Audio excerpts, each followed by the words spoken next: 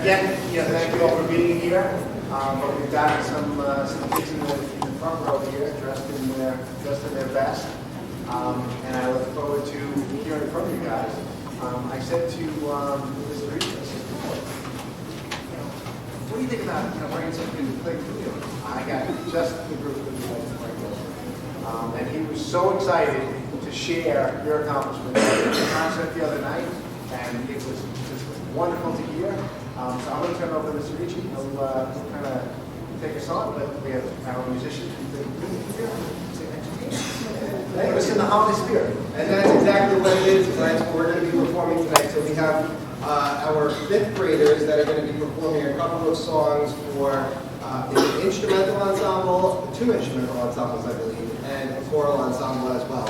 But I think that tonight, nights like tonight, are special for us too, because our little ones get to see the high schoolers that are really setting the bar so high for them, whether it's in academics, music, whatever it may be. So it's special for us to be able to kind of give back as well. And I think when we had Regent Phyllis here at the beginning of the school year, one of the things that he had really emphasized to us as a teaching staff is that for some kids, sports and arts are the things that really draw us in, and that really force kids to want to come to school sometimes when academics may not be their forte.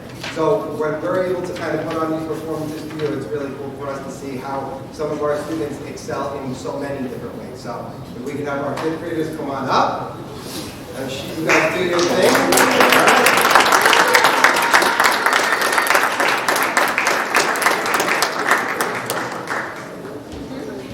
And I also just wanted to thank Ms. Basil and Mrs. Dorio. This is actually this group's third consecutive day of performances. They performed on Monday night for their winter concert. They performed yesterday at a local preschool, and they are also performing to you tonight. So talk about bringing perseverance. You see, trying to think those for us too.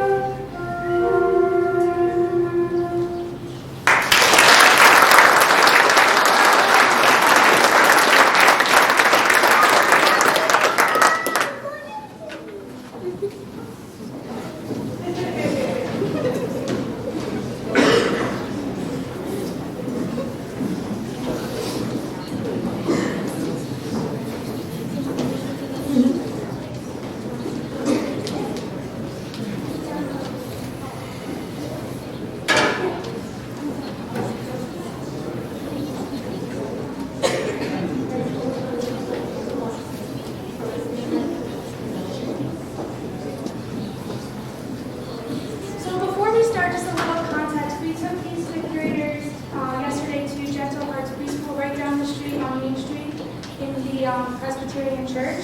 This was our 4th year taking select 5th graders Christmas caroling there, and I think we had fun. So before we were talking about the connect between these kids seeing the older students succeed, and they saw the preschoolers and were kind of coaching them as they recruiting them for chorus and band once they got to 4th grade. So, here we go.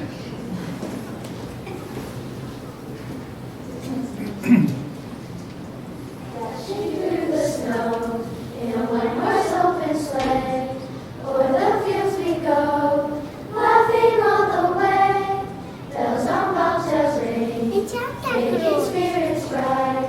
What fun it is to laugh and sing a sleighing song tonight!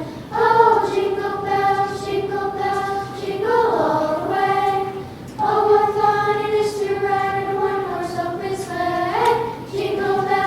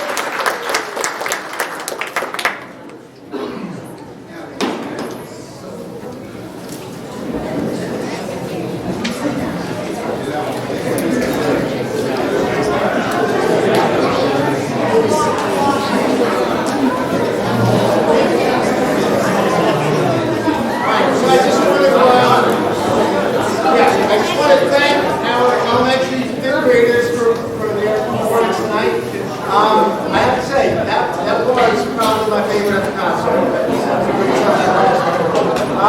But you know, this is where it starts. And it grows as it gets to our middle school and to our high school. And it really is a pleasure to see you guys with your passion coming in this age. But I want to remind everybody too that our middle school is up for the Sounds of the Season competition. So if you haven't gotten on your phones to vote, please make sure you vote. You can see access to Mr. Thor's Twitter or my personal Twitter at CFSuper. Please vote early, vote often until Friday at noon so that our middle school band can get recognized. And I know you guys are going to be there next year making us proud of middle school performance as well. So once again, a round of applause for our elementary.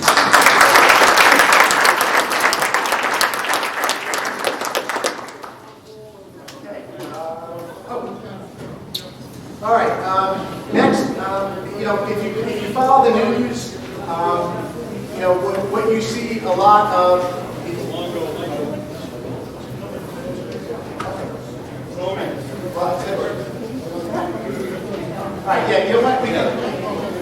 We'll take a brief break before we go back so the elementary kids they've got homework to finish. Parents are welcome to stay.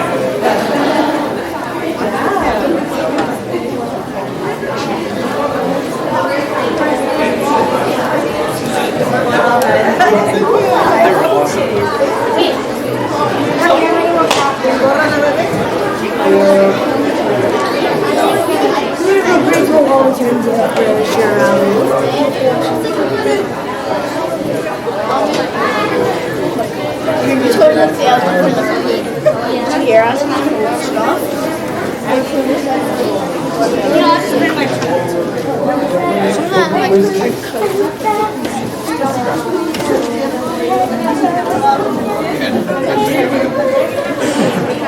I just looked down the whole time. My stomach was because I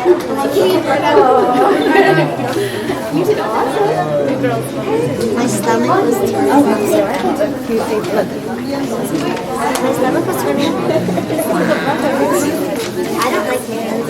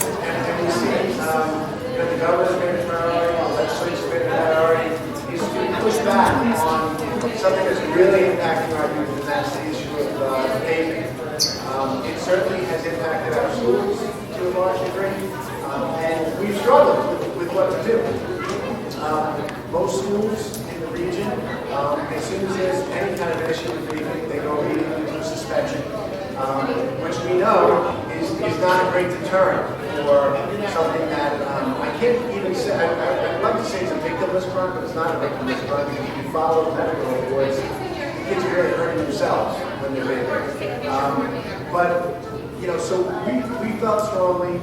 And I spoke with Mr. Doe, I spoke with Mr. Caswell about changing our way of handling kids who are vaping in our high school.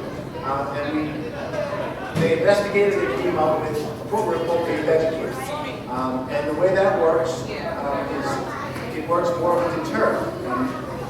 Essentially, it's an educational component. So when we have a situation where we have a child that is found with vaping paraphernalia or it's called vaping, we give them that option of being able to participate in a program called Vape Educate. They are essentially, they don't lose instructional time because they stay in their classrooms, but they do utilize their lunch periods to have to log on and take a course on vape education. And what they basically do is they spend 5 hours learning about the dangers of vaping. And then at the end, they have to take a test that is for an 85% proficiency on. And if they don't, they have to finish. And so we felt that this was a better option because kids aren't put out of school where they actually go home and vape for 3 days.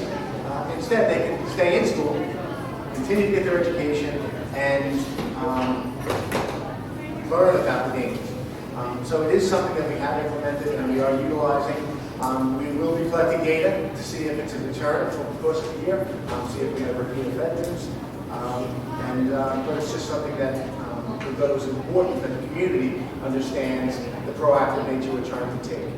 We are also installing vape sensors in a couple of our bathrooms that we've seen being used for vaping. So we're doing everything we can to try to combat this problem that is in all of us. If anybody has any questions, those also, yes. Are they just vaping or are they also smoking? When I was in high school, there were so many kids that were smoking before we didn't have any now. Is there a ratio? Is it more, obviously it's more vaping than smoking? In the last 5 years that I've been the associate principal of the high school, we caught one kid with a pack of cigarettes, and we caught several kids with vaping paraphernalia or vaping or whatever. So cigarettes are not really that common anymore in schools, at least. We don't see it, we don't hear about it.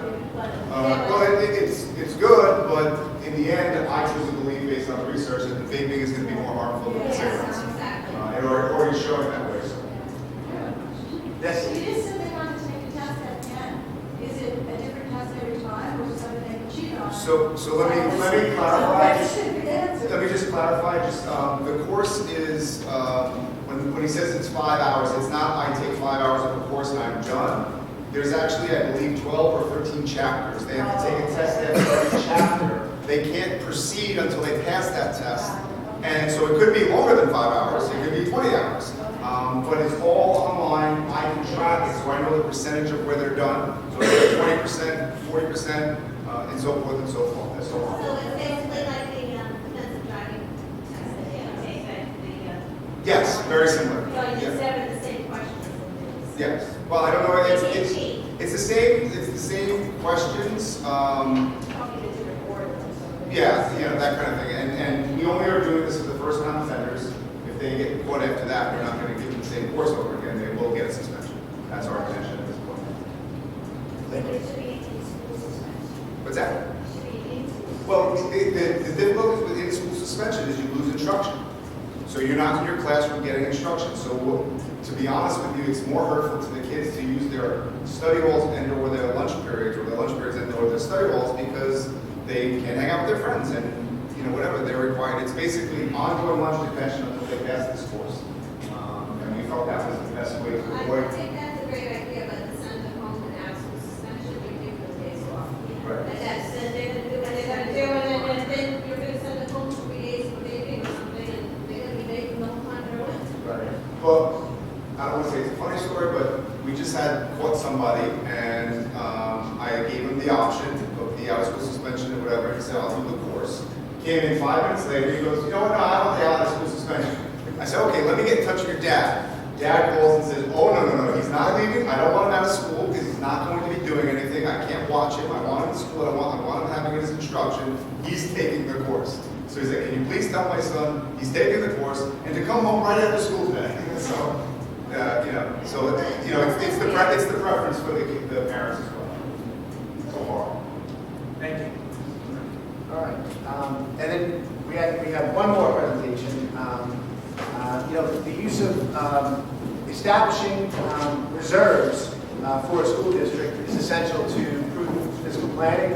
And so one of the goals of the board this year was to establish a comprehensive reserve plan for our district. And I'm going to turn it over to Ms. Karen Butler, and and she's going to present, she'll prepare a presentation on that reserve plan.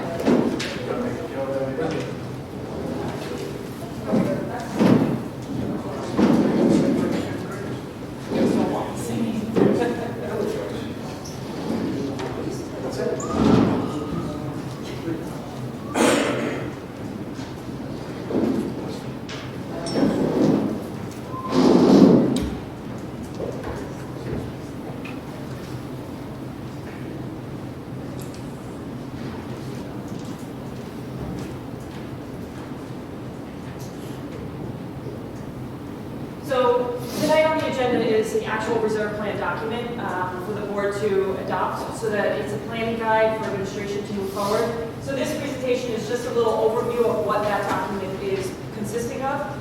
Once the board approves that and accepts that, both this presentation as well as that document will be posted up on the school's website for the community to take a look at, and feel free to come forward with questions throughout any point in time in the school year, and we'll hopefully clarify some questions people have with regards to what are reserves and what are the reserves the district has in the plan for them. So we are, the first question a lot of people have is what is a reserve? We look at it in the school district as your savings account. So in a personal life, we have our savings accounts that we can use in an emergency, and we start maybe saving for a particular something at the end of that end. We save for a house, or we're saving to buy something in particular. We do the same with our reserves. Unfortunately, our reserves are very restrictive. They're set by law as to what we can and cannot have reserves for, and what we can use them for. GASB 54 was implemented a few years ago. That's the Government Accounting Standards Board, and that actually it tightened up the reserves for school districts a little bit more. So we have what's called restricted reserves, assigned reserves, and unassigned reserves. Those are the three categories we have here. There is one other one that's out there, but it doesn't pertain to school districts, so we won't even get into that one. So the purpose of the plan that we're putting in place is now a formal plan. It's been recommended by the Controller's Office for districts to take a look into the reserves and create this type of a plan document to move forward. It's something that can be modified on an annual basis, and we will look at it annually. We will use this as our guideline for administration as we're planning the budget to determine if we're going to use reserves, if we're going to fund them. You know, it's just it's more of a guideline. It's another tool in our bucket to go forward as we plan our financial status of the district. So these are some of the restricted reserves. There's actually 2 slides for restricted because those are the most categories that we have. The first one is unemployment reserve. It was established here in St. Rich's in June of 2006. Right now, we have expenditures around $8,500. That's the 3-year average. They fluctuate from, $5,000 up to $15,000, $9,000, depending on people resigning from positions, if we've had excess positions. So that's what's going to drive our unemployment expense. We do budget annually in the general fund budget for this expense. However, should we see a need in the future at any point in time to access quite a few staff, if we have a significant decline in enrollment and we are now accessing a lot of positions, we would be able to utilize this reserve to help us fund the expense of that for unemployment. So right now we're funded at just under $127,000 for this reserve. We feel it's maximized at this point in time, so our administration's recommendation would not be to fund it going further. As we go through the budget process this year and in future years, we will have a conversation if we maybe want to use that to allocate against the budget for any unemployment expense we do have to help offset that. Depending on where our tax levy falls, state aid falls, it's a source of revenue if need be in the future years. The next one is the retirement contribution, which is the teacher's retirement system. This is actually a new reserve that was just passed last year. We established it here in May of 2019. It was passed in April with the governor's budget, and it allows districts to finally create a reserve for that teacher retirement system. In many past years, we've had an employee retirement system, which is right underneath that. We can see we established that one in 2012. So the ERS reserve has been in place in law for quite some time, and the district has been financing that reserve over years. The TRS we did just establish, that is the largest expense. TRS covers all of our instructional staff, all the administration, while ERS is all of our non-instructional staff, our clerical, custodial, monitors. Those would be people that are falling under the ERS. That expense is less than the TRS, so a lot of our organizations at the state level, my organization, the superintendents, school boards have been lobbying to get a TRS reserve established in school districts, so we're very excited to finally be able to have that going forward. So in this past school year, when we closed out the budget, we actually did fund that reserve, $354,000. There's very tight language as to what you can do and how much you can fund that particular reserve. We're only allowed to fund on an annual basis 2% of the preceding year's salaries that are fall within the TRS category. And then the maximum funding that's allowed by law is 10% of the preceding year's salaries.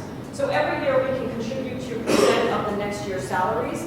But, and once we hit that 10% of the next year's salaries, when we're capped, we can no longer contribute.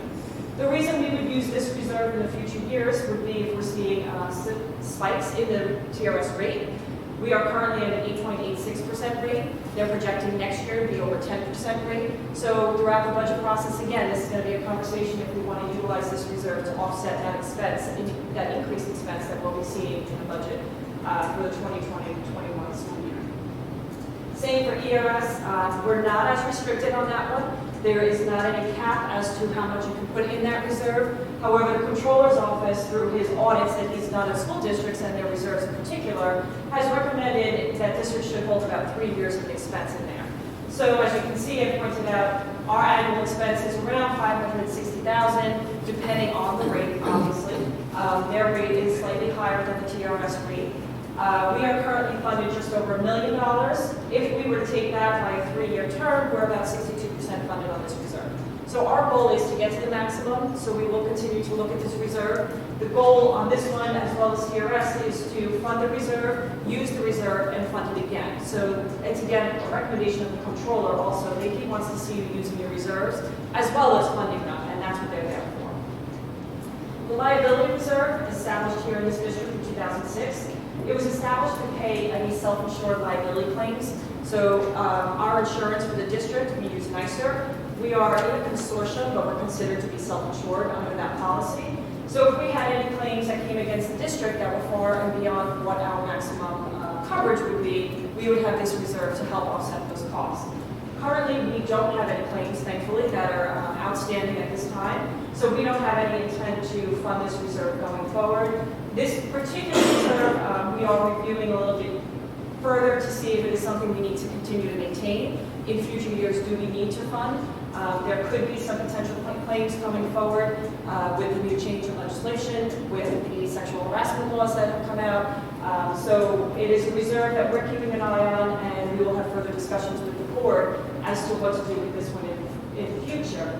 Legally, we cannot exceed 3% of the annual budget. Therefore, the maximum we could ever put in this at this point in time is $1.3 million. The employee benefit accrued liability, you'll see the acronym is EBLR, is how we all state it in our world. We established it in 2006 of June.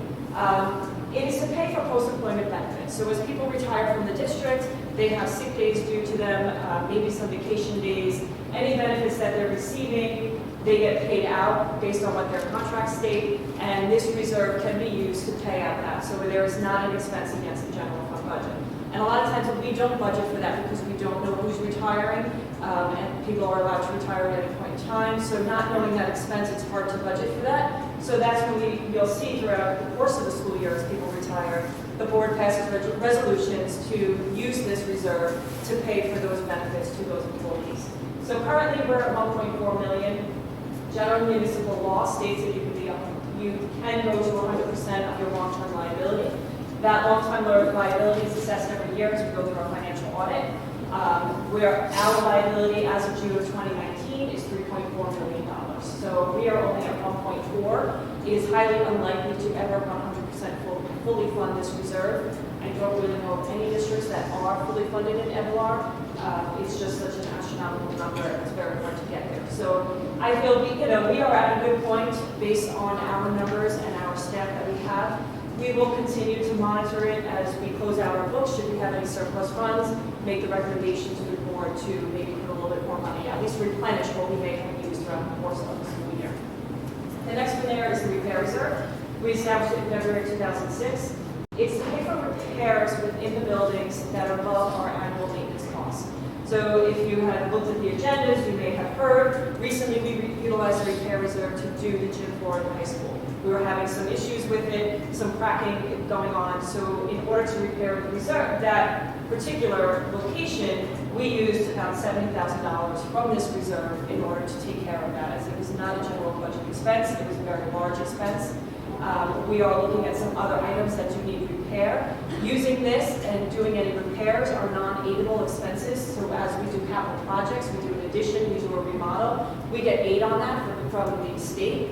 Anything we do for a repair does not qualify for aid. So that's an opportunity to not impact the taxpayers and use the reserve that we already have in place. There's no limit, no maximum for that repair reserve. However, Facilities Committee has reviewed it. We have a list of Facilities Committee of capital projects, repair projects, energy performance contract projects. And at this point in time, based on that list of repairs, we feel we're fully funded at the $600,000. And again, it is something we monitor. In the past, the general fund budget had an allocation of $50,000 every year to fund this reserve. We do not have that this year.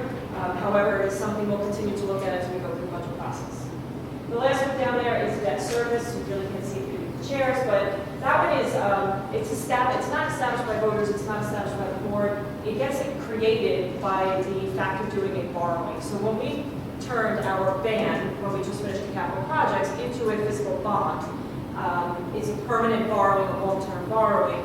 The premium we received on that goes into this debt service reserve. That's by law, it has to automatically go in there. That money then gets used in future years to offset the payments of that debt that we have. We have $339,000 in there, and that we will be using over the course of the next 4 years to help offset the debt payments that we've just taken onto the books. So the next category is assigned fund balance. The board has the authority to go ahead and assign money to the budget next year to help offset the taxpayer impact. We are slowly working down to get away from relying on the assigned fund balance. Last year it was 1.2 million. We're now at 1.1 million. The board goal recently adopted was to get in the next 4 years 800,000. So we are trying to reduce that $100,000 every year, and if we can, we should be by 2023 at $800,000 of assigned fund balance. Can I ask a question? Sure. On that goal, like, so before you said, flip back maybe 2 or 3 to the MLR and others, like retirement contribution. Okay. If you took, you said maybe, you know, I don't know which one, let's say the ERS contribution was too high, or there was another one that usually we would consider perhaps breaking it down, I don't know which one. Does that constitute an increase in applied fund balance? It's not applied fund balance. Liability reserves. Right, it's a different category. You are applying fund balance, yes, but it's a specific that you're using. So if you took that down to 300, 564 down to 300, let's say, put that 250 in the budget for one time, it's just a one-time hit. It's a one-time hit. That's an applied fund balance. Correct, but that number is separate from reducing the 100 to reducing the 1.1 million. So we would continue to try to reduce the 1.1 million, but maybe use this to offset a particular expense. One particular expense, not an Right. operating expense. Correct. Like buildings. Or, right, so like in relation to TRS and ERS, if we see, you know, we're seeing this spike next year in the TRS, which could result in a couple $100,000 increase to the budget. So maybe we're going to say, well, because we're seeing that one-time increase in the budget, we do have money in the reserve, we'll apply from the TRS $250,000 as revenue source to the budget. And we will use that to pay the bill. Right, yeah. Terry, while we're on the page on the MLR, Yes. calculation of the long-term liability, what Actuarials do that, I do not. what goes into that? That basically all staff? It's all, yes. Yes. That is the accumulation of days of the entire staff. It's not all of them. It takes into account potential retirement dates. We use percentages for it. We look at age of employees also, knowing that they could retire at a certain point in time in their life. So if we know, people that are over 55 and have 30 years of service, it's 100% of their cost. And then as their ages are, drop in their years of service, the newer employees will maybe using 3% of their cost. So there is a science to it. We provide all that information to the actuarials. They verify it and they manipulate a little bit more to be a little bit more realistic, not actuarial. Don't want to be. But yeah, so we take 100% of employees based on what their contracts are. Some have vacation days, some have sick days. So it's based on what their CBA state as well, and it gets broken down by those factors. It's a number that does get stated in the financials. So the unappropriated fund balance. There's what we call reserve for encumbrances. Encumbrances are purchase orders. The district does not buy anything without a purchase order. The only one authorized to issue a purchase order is the purchasing agent, and that's by authority from the board. So once the school year ends, we sometimes don't have all the materials we've ordered for the year. At June 30th, if the materials have not yet been received by the district, they become a carryover into the next year's budget. They go into the reserve for improvements. So that money gets held from one year, it goes into the next to increase next year's budget to pay for those expenses that were from the prior school year. So it's expensed on the financials in the prior school year, and it negates itself in the new school year once we pay it out. This just happens by default. We try to make sure we have this down to a minimum. We stop spending early in the school year. There are things that come up. So usually it's a lot of things that relate to some testing materials or some equipment that came up that we are going to need for summer school that we're maybe buying in early June so that we have it ready for the start of that program. So those items will roll into the new year. Like this year we had $86,000 of carryover funds, and we usually fully spend those out by January at the latest. The other is unassigned fund balance. This is money that is accumulating from any additional revenues that we may receive that are above the budget and any savings we see in the expenditure side of the budget. So as you know, a budget is a spending plan. We try to be very conservative in that and make sure that we are able to cover all of our expenses. There's a lot of things that happen to change throughout that. So we hope to have a little bit of a surplus at the end of the year, and when we do, that becomes money we can assign to any of the other reserves, or it goes into the unassigned fund balance. Real property tax law does limit us on that. That's the 4%.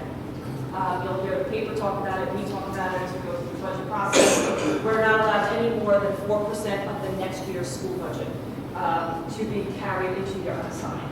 So our goal overall is to stay within a 3.5% to 4% within this, and the reason for that is this money is for any emergencies that may happen.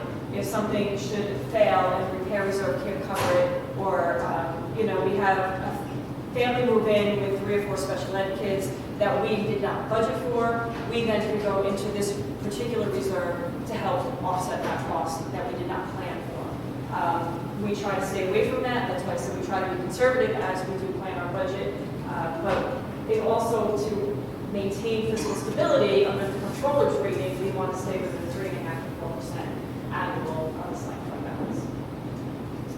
So we have a new reserve that we will be proposing during the 2020-2021 budget process. We will start talking more about this as we go through that starting in January. It's called the capital reserve. The establishment of the capital reserve is by voter authorization only. The board does not have the right to just create this reserve. The maximum funding is set for that proposition, and we would establish kind of guidelines as to what we would use this money for. The proposition would clearly state all of that information for the public. Once it comes time to actually spend that reserve, the voters have to approve the spending as well. So it is a very restricted reserve, but it's a very useful reserve. It helps us to offset any taxpayer dollars in future repairs, future construction, future needs and capital projects. We do know at the Facilities Committee we are looking at the different lists and when would we have to do another bond. Creating this reserve and funding the reserve would allow us to offset the cost of the taxpayers on the side of borrowing to pay for those capital projects that we may be giving. So again, we'll further have a conversation about this in the budget cycle, but it is our intent in May on the proposition to have an establishment of a capital reserve. And we'll go through that more as we go through the budget itself. Any other questions?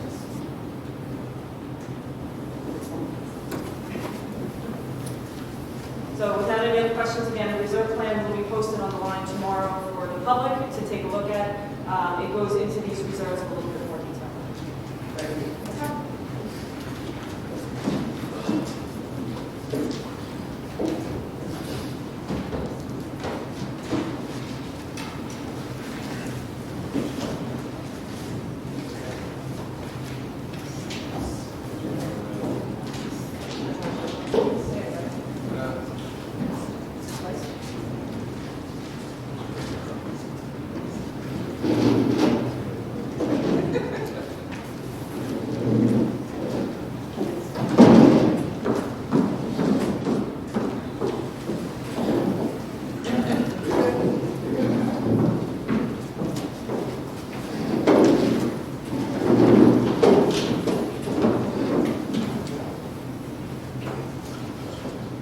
All right, that brings us to the questions and comments regarding tonight's agenda. Only from anybody? No? Okay.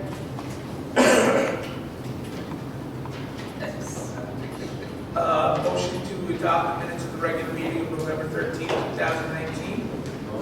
Second? All in favor? Yes. Motion carries unanimously.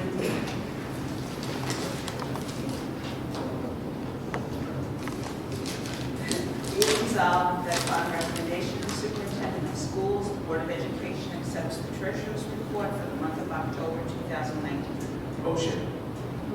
Second? All in favor? Discussion, I have a question. Yep.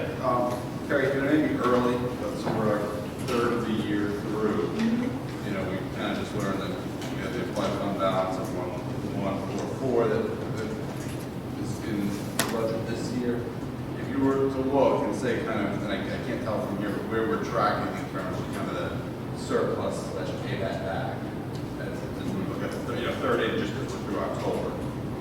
So we're just starting to look at fund balance projections now, and in January, we should be able to give you a little bit better of an idea of that. We are waiting on the state aid reports to come out. They've not released them yet. They're usually out early, like mid-November. For some reason, they're a little bit late, because that's going to help us finalize our revenue numbers for tuition, for the East Merchants tuition students, as well as the Native American tuition numbers will come out when those reports are received.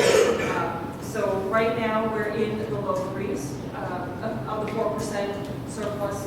3%, and that's with a low roll of tuition numbers. So we're Meaning that we waiting would on not have, or we wouldn't, like, does that mean, and I think about it, I think retrospectively, we think about it, retrospectively, sure you're right, but if we had to pay back 1144, Correct. where we think we So were going to be. it's that plus. So yes, we would be getting 1-1. Do we expect right now to have a 1-1? Yes, plus. More than that. But in January, as we start the budget process, we'll give So it's a not little bit that more there's detail like, on if we were that. short, we would say we need to take heightened. We've already stopped measures. spending. Yeah. November 15th, I think, was my deadline for spending. Right. And now it's, on an as-needed basis only. Because we have had some movement in the budget in relation to some special ed students coming in as tuition revenue in, as well as some expenditures. But again, as I said, it's a little frustrating on my side because I'm waiting for these state reports, so it can help me, as you know, the tuition revenue is a huge piece of this. Right. And as soon as those reports come out, which should be within the next week or two, we can get a better prediction of where we should be landing. Is that why it's vastly different from last year in the October special ed tuition, or is that just timing? That one is timing.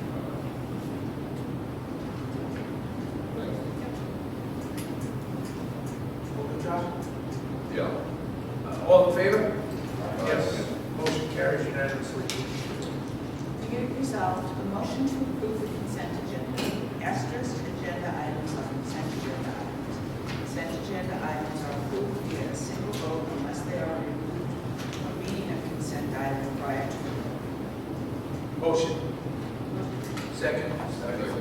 All in favor? Yes. Motion carries unanimously.